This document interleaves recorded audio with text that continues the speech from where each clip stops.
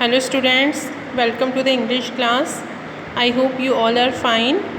Students, today we are going to start a new chapter 19, models. Okay students, now let's start. What are models?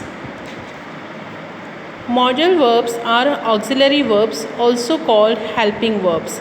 Modal verbs क्या होते हैं? Auxiliary verbs होते हैं और इन्हें helping verbs भी कहा जाता है.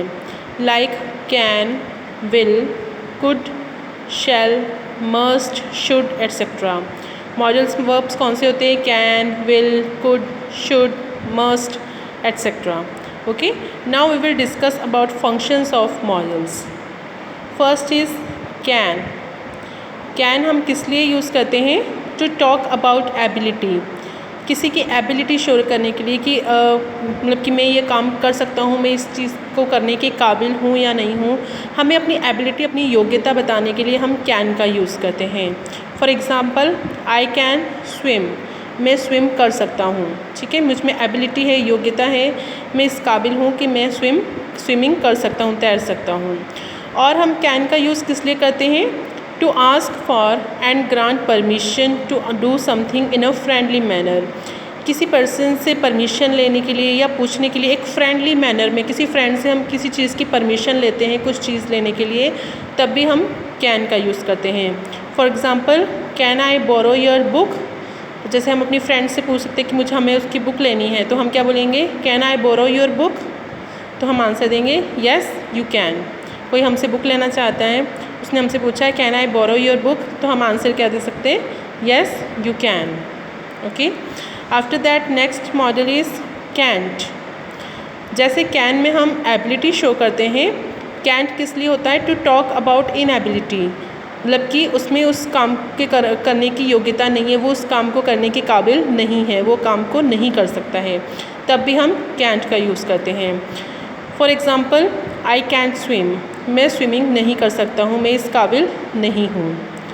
और हम कैंट का यूज़ करते हैं to deny permission to do something. किसी ने हमसे किसी चीज़ को लेने की परमिशन मांगी, तो हमें रिफ्यूज़, मना करना है कि हम उसको परमिशन नहीं देनी है उस चीज़ को लेने के लिए, तो भी हम कैंट का यूज़ करते हैं. तो जैसे यहाँ पर एग्ज़ाम्पल है, मे आई बोरो योर सैंडल्स. कि क्या मैं तुम्हारे सैंडल ले सकता हूँ? तो हमें उसे मना करना है, तो हम क्या यूज़ करेंगे? Can't. No you can't borrow my sandals. नहीं, तुम मेरे सैंडल नहीं ले सकते हो. तो हम किसी को परमिशन नहीं देनी, चीज़ देने के लिए हमें मना करना है, तो हम क्या यूज़ करेंगे? Can't. Next modal is may. May क्या होता है? To seek and grant permission very politely. बहुत ही पोलाइटली वे में किसी से हमें परमिशन लेनी है, तो उसके लिए हम मे का यूज़ करते हैं. फॉर एग्ज़ाम्पल, मे आई कम इन. जैसे आप स्टूडेंट्स टीचर से पूछते हैं कि क्या मैं अंदर आ सकता हूँ, तो आप क्या बोलते हो? मे आई कम इन. तो टीचर क्या बोलते हैं? येस यू मे, कि आप अंदर आ सकते हो. तो वेरी पोलाइटली जब आपको किसी से परमिशन लेनी है, तो आप उसमें क्या यूज़ करोगे? मे. नेक्स्ट है मे नॉट, और इसका शॉर्ट फॉर्म होता है मेयंट. ओके, इसका मतलब होता है टू रिफ्यूज़ परमिशन पोलाइटली. किसी ने आपसे परमिशन ली है, तो उसको आपको मना करना है, बहुत ही पोलाइटली वे में उसको मना करना है, तो आप किसका यूज़ करते हो? मेयंट और may not.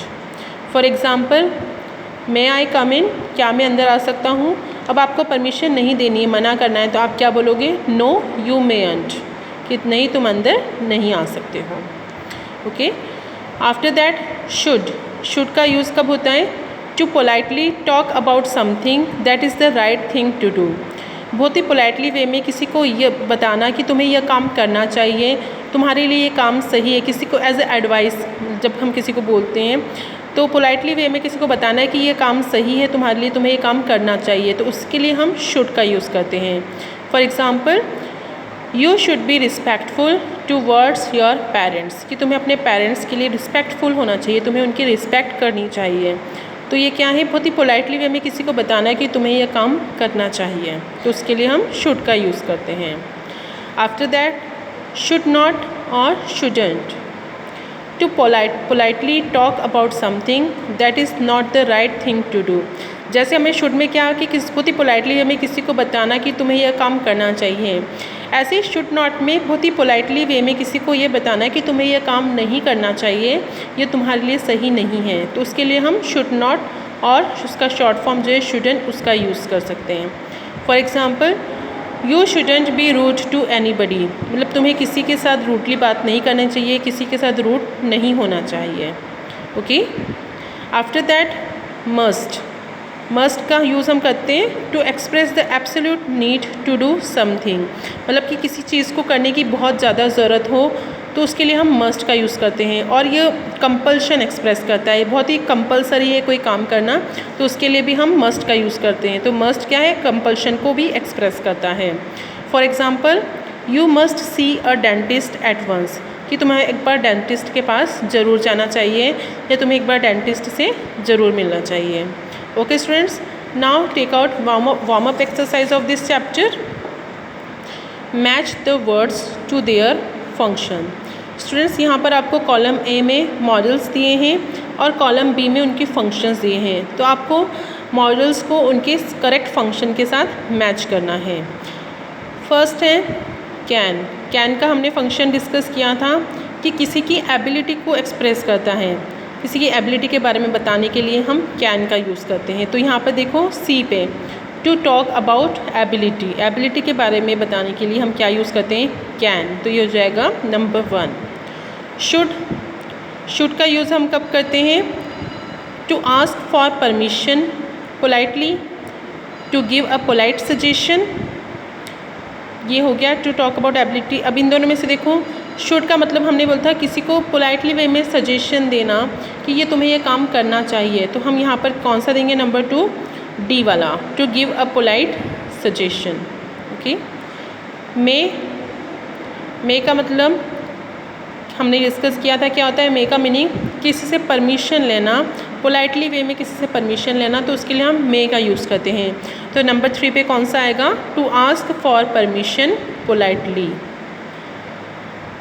4th mustn't, mustn't का यूज़ हम कब करते हैं, जैसे हमने मस्ट का डिस्कस किया था कि कंपल्शन एक्सप्रेस करता है कि काम करना बहुत ज़रूरी है, तो ऐसे ही मसंट का मतलब होता है, ये मस्ट नॉट का शॉर्ट फॉर्म है मसंट, मतलब कि किसी काम को करने की ज़्यादा ज़रूरत नहीं होती, कोई इतना ज़रूरी कंपल्शन नहीं होता है, उसके लिए हम मसंट यूज़ करते हैं। तो to talk about the absolute need to not do something, मतलब किसी काम को करने की ज़्यादा ज़रूरत नहीं है, ज़्यादा नीड नहीं है, तो उसके लिए हम मसंट का यूज़ करते हैं। कैंट, जैसे कैन का होता है एबिलिटी शो करता है, कैंट क्या करता है, इनएबिलिटी शो करता है। तो टू टॉक अबाउट इनएबिलिटी, मतलब इनएबिलिटी के बारे में जब हम बात करते हैं तो हम किसका यूज़ करेंगे, कैंट का। Okay, now take out exercise A. Students, यहाँ पर आपको हेडिंग दी है, write the function of each modal in these sentences. आप इसकी हेडिंग को चेंज करोगे, आप क्या लिखोगे, underline the modals in these sentences. यहाँ पे आपको कुछ सेंटेंसेस गिवन है, इसमें आपको मॉडल्स को अंडरलाइन करना है। First sentence is, can you please pass me the paper. In this sentence can is a model, so you will underline can. Second, you should talk to your class teacher before you start on the project. In this sentence, what is a model? Should. Underline should. Third, Lily must see a dentist at once. In this sentence, must is a model. 4, may you do well in your exams. In this sentence, which word you will underline? May, because may is a model. 5, Riya shouldn't have spoken so rudely. In this sentence, shouldn't is a model.